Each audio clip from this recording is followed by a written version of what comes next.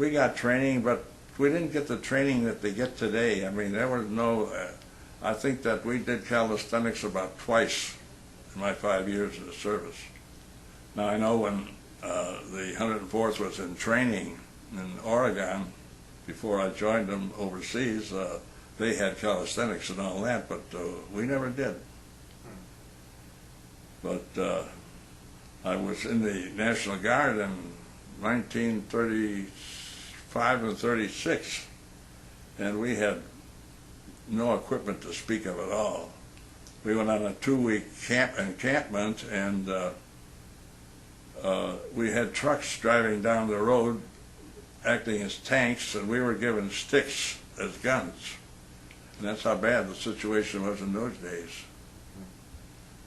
And I think today it's still bad for the National Guard because the Army has taken all their equipment. So that is that. In 44, when I was in Blanding, Georgia, with the training troops, we had a very bad situation because we were actually receiving the bottom of the barrel. The men were just really at the bottom of the barrel physically and all that. We went out to throw grenades.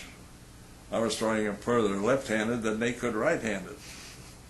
And they just were really, we go out to the rifle range, I'd come back carrying 6 M1s because they couldn't carry them back. Now, is that because they were too young or just out of shape? They were just not physically fit for it. So, I mean, we were, as far as I'm concerned, we were in the bottom of the barrel as far as getting, good replacements. And that was in 1944 or 43? Yeah, that was 44. That was 44 when you were landing? Yeah. That was summer, well, in fact, while we were there, the D-Day started. Mm-hmm. So that was it, but I wouldn't have wanted to have done duty with those troops, really. Not in combat.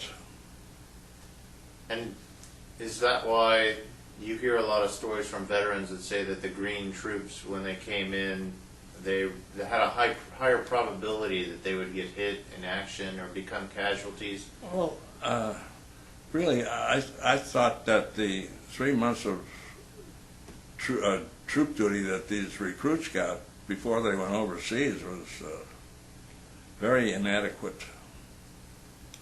There were no real tactics, no bayonet work, no nothing along that line. But I think the troops today are trained much better before they go overseas. I mean, when they call up the National Guard, they take them over to Camp Stewart, I guess, and train them for a few months before they ship them over. So they're getting much better training than we ever had. Mm-hmm.